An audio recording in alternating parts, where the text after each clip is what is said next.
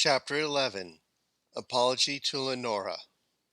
Brian stepped out of the hallway into another of the castle's many sitting rooms and found this one had the benefit of an ornamental mirror on one wall.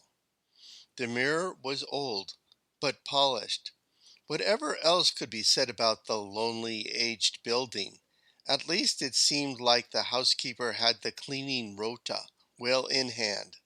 Somewhere in the distance, something rustled, and Brian's imagination instantly conjured up a vision of a multitude of servants with dusters, polishing cloths, and brooms moving purposefully through the ever-creaking castle. His thoughts turned from this amusing vignette to the memory of the previous half hour, spent so happily in the company of Lady Iris Patten. Well, that went rather well, he reflected, who knew that apologizing and telling the truth could be so much fun. The more he thought about it, the more it seemed as if this unlikely combination was going to be the key to getting him and his sister home. Brian looked at his reflection in the mirror and thought that despite having shed his extremely flattering greatcoat for something more appropriate indoors, there was undeniably still something classy about the high collar and jacket, the little shirt, and high pants. He had never given much thought to his appearance before, but while he never would have signed on for the Napoleon look voluntarily, the end result left him feeling quite charmed with himself. The clothes made him want to improve his posture, and Brian was both pleased and amused to find that his mother's advice to stand up straight really did pay off, even more than 100 years before she dished it out. He thought he looked more fit and certainly more dashing. He even thought the hairstyle, currently windswept, looked, dare he say it, handsome. He was turning slightly to admire the view of himself from the rear, when his self-absorbed cataloging of fine features was interrupted by a polite cough. Evidently, he was not alone. Rather than stop as if he had been caught doing something impolite, Brian continued to make a full revolution with slow dignity until he was facing the doorway and Mrs. Tucker, the wealthy widow. She was looking at him, her face a careful mask. She was looking at him, her face a careful mask. "Good day, Lord Latimer," she said, her voice so scrupulously polite as to be devoid of any emotion whatsoever. "Your sister said you might be here."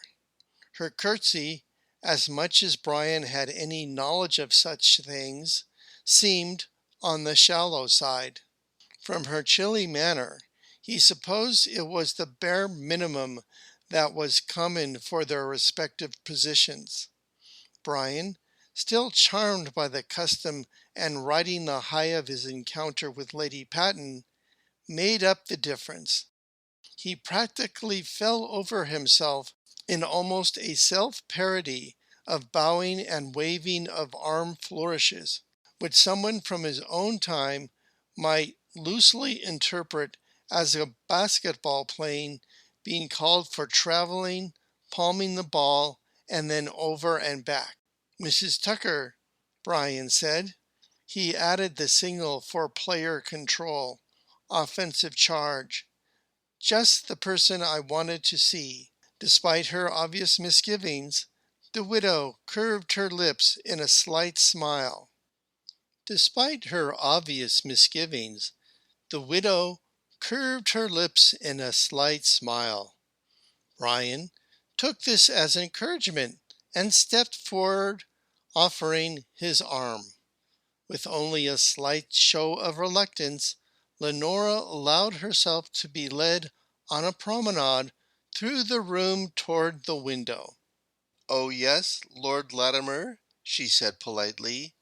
"Your sister did imply that you might have something you wished to say to me. I feel I owe you and the other ladies an apology for my behavior when we first met," said Brian.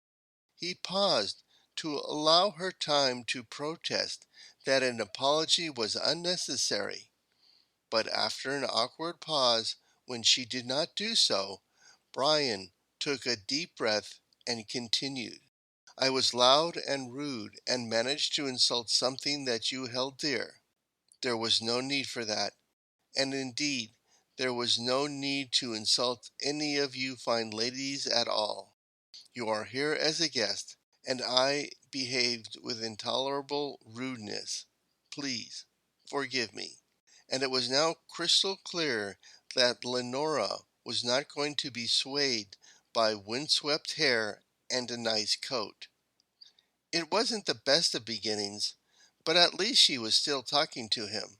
"To be honest," she said, "I am not sure what, precisely, I should take from this declaration, Lord Latimer. While I do appreciate your kind words, there is a distinct sense of play acting in your manner, and I can't help but sense you think this is all a game." "No, no," protested Brian.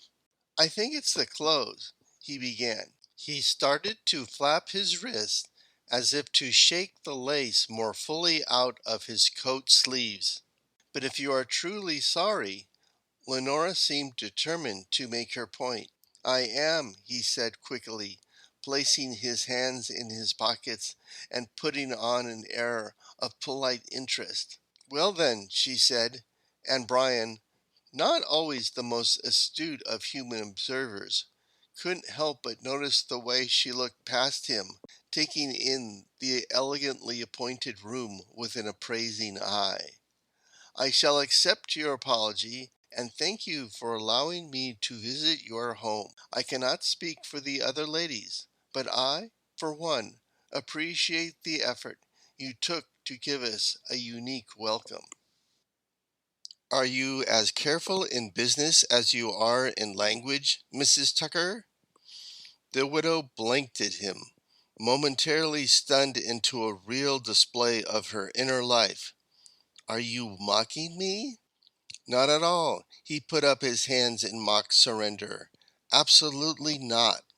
That is not an observation I had expected from you."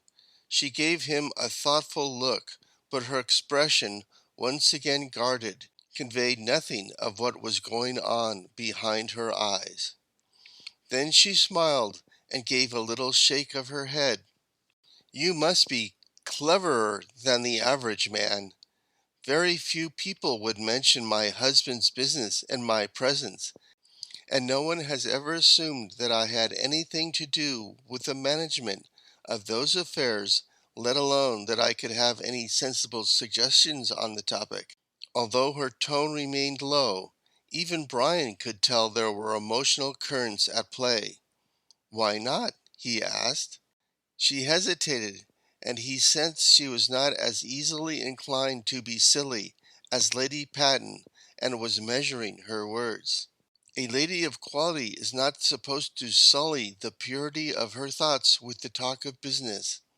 It would be thought improper for a lady of good social standing to involve herself directly in such manly dealings. We members of the weaker sex are taught to think of the buying and selling of goods as a necessary evil, when we think of them at all.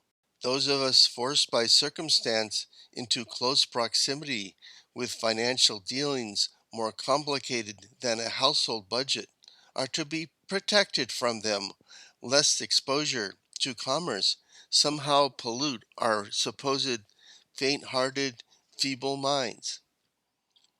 Clearly, Lenora was skirting on the edge of propriety herself. She pulled back.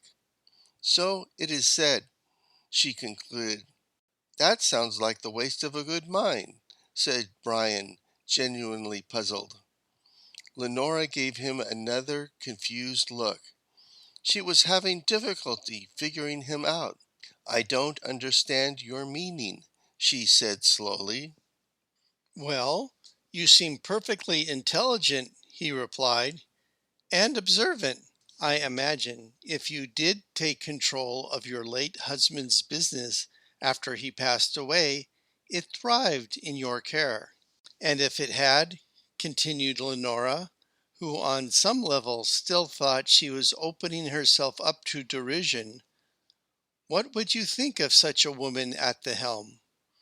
"Applaud her, of course, and ask her opinion. You strike me as being nearly as mad now as you were this morning, but I confess I like the tenor of your conversation much better now," said Lenora. "What advice could I possibly give you, Lord Latimer?"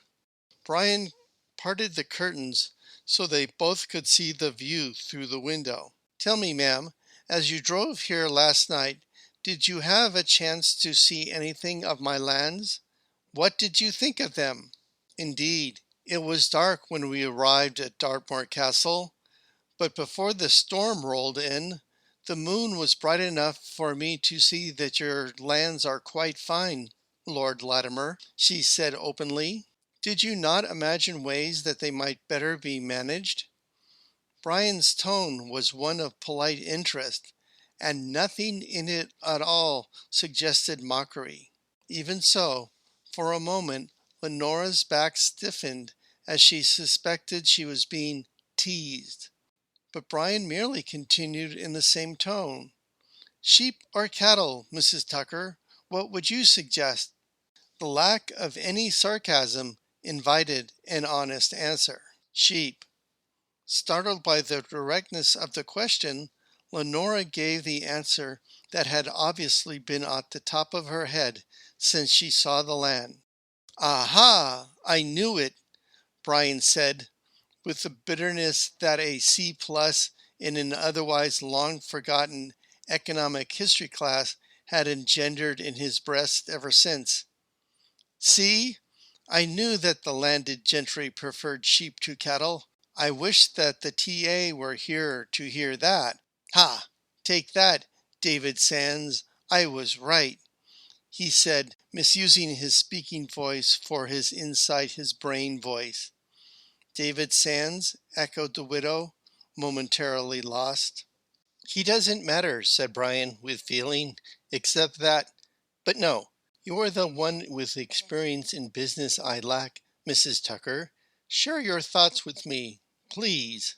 Setting aside yet another Latimer digression for later study, Lenora began calmly. "You are isolated here, sir," she said, "and far from any market that could either use beef or hide or tallow.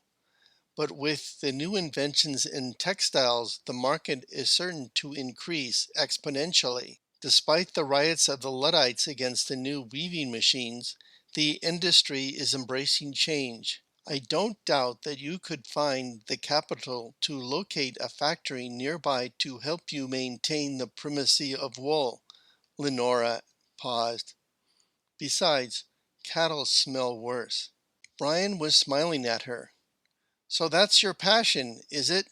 And it seems as if an interest in market shares and futures hasn't damaged your intellect or femininity in the slightest." She shook her head in protest or denial. "Lord Latimer, Brian cut her off. "It's fine to have passions, Mrs. Tucker," he said, and drew a deep breath. He guessed that he'd been as successful at winning over the widow as he had won the socialite, and was feeling quite proud of himself. He'd successfully moved past the apology part of their conversation, engaged in a little of the listening aspect Alice had recommended earlier, and now he was ready to take the plunge into honesty. "You see, I am from a place where ladies are encouraged to have passions about real things, not just houses and children, but also sciences, trades, and professions." It seemed as though the widow felt compelled to say, "We have heard that you and your sister are recently emigrated from the American colonies." Lord Latimer. Yes, but that's not it. It's not so much as where we're from, Mrs. Tucker, but when. When, my lord? You see, I am from the future, your future, a time more than a century from now when all these things are true. She hesitated, and he wondered what she was thinking, but still her expression gave nothing away. A future, then, where all the men are insane as you? Well, no, not just like me, but yes, no, we're mostly sane, most of us. About this, I mean. Brian was confusing even himself and clearly thought it was best to come to some sort of conclusion. Um, yeah, that might sound a little insane, he finished. He couldn't help but feel defensive about the insanity charge. It does sound insane, because it is an objective departure from reason, contrary to the things we know to be true, calmly countered Lenora. To Brian's surprise, she didn't seem afraid or outraged. She only continued in the same contemplative tone. Still, when all is said and done, it seems to me that your relative sanity doesn't much matter. It doesn't? Brian was having trouble keeping up. He had never suspected the Regency women were so flexible mentally. In my family, my lord, much of our wealth is held in title by my cousin, who talks to chairs. Compared to you, his acting style is... Lenora paused as if searching for the best word to use, and here Brian inhaled, anticipating another devastating critique of his acting, and jammed his hands with their lacy wristbands even deeper in his pockets. Less exuberant, Lenora continued as Brian relaxed. Now we keep Cousin Herbert content with his good friend Master Chippendale, and we keep him away from those horrid asylums of which he is quite justifiably afraid. And naturally, you also manage the estate on his behalf? Ventured Brian. It is really extensive, said Lenora. It would be far too taxing on him to deal with the rents and repairs and all of the hundreds of demands that come with managing a thriving property. We would hate to see him come to harm if it became known that his best friend is a chair. That sounds fair, said Brian, who had always felt better when his sister had time to go over his 1040 EZ. Now, my lord, it would seem I have something you want, she continued. That is why you invited us here. And you have something I want, land. There is no need why your state of mental imbalance need enter the equation at all. You are not violent, are you? No, no, protested Brian. Are you? She chuckled softly and shook her head. For all his chair fancies, my cousin is really rather a bore. At least your insanities tend to be amusing. I know it isn't considered proper for a lady to make an offer to a gentleman, but if you ever find yourself on the lookout for a wife, Lord Latimer, I would take it as a personal favor if you would consider me for the position. Brian wavered. Like most people, he had always assumed he was sane. He felt he really ought to challenge any claims that he wasn't. Except that Lenora kept speaking in such a calm and reasonable manner. It made Brian stop and think. Her logic seemed impeccable. They both needed one thing from each other, and the house and lands she seemed to want so badly were things he didn't care about at all. He wasn't afraid of old-time insane asylums, though he was willing to concede they were probably awful. He just didn't think he would be around long enough for Lenora to throw him in one. He wanted the proposal to work, and send him forward in time again. He just wanted to go home. He just wanted to live. That's rather cut and dried, Mrs. Tucker, Brian said before the pause became uncomfortable. That's business, Lord Latimer, Lenora replied. I really do think I am good at it. Now we have given the other something interesting to think about and may part ways. I suspect you are not done with the apologies you must make this afternoon, but let us spend a few minutes first in conversation. I find your point of view a unique one, worthy of cultivating. I shall invite you to tell me all about your future, in that charming and witty way of yours. In return, I will tell you about what you can do with all this land of yours, she said. She stepped closer and tucked her arm through his again. I am sure it will be fascinating. And so, Lenora amused Lord Latimer for the remainder of their conversation, as they compared his opinion about time travel with her talk of the woolen trade and innovations in the moving of goods to and from various markets. Brian could tell by the way she smiled at him and hung on his every word that he really was quite charming, and considered this apology as much of a success as the first one. It was going so well, in fact, he was tempted to plop down on one knee right then and there and propose. That would be the end of it, wouldn't it? He and Alice would go home right away, and Brian would find his former TA and tell him a thing or two about the market forces and the relative costs of cow and sheep. What stopped him was a twinge of uncertainty. If he wasn't with Alice when he proposed, would she actually go back to the future with him? He didn't know, and she was the one on the job of finding out the rules of this place. Brian had an inspiration. After all, he'd done such a good job with these apologies that he already had two ladies ready to accept his proposal on a moment's notice.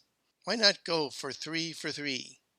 This honesty thing was proving surprisingly fun. It wouldn't hurt to see her, this third one, figuratively charm her socks off, and then report to Alice that he had fully redeemed himself and was ready to depart. This time travel thing was turning out to have an upside. Ladies thought he was unique and charming and charming. End of chapter 11, Lord Latimer's Ladies, written by Margaret Schmidt and Dan McLaughlin, read by Dan McLaughlin, 2024.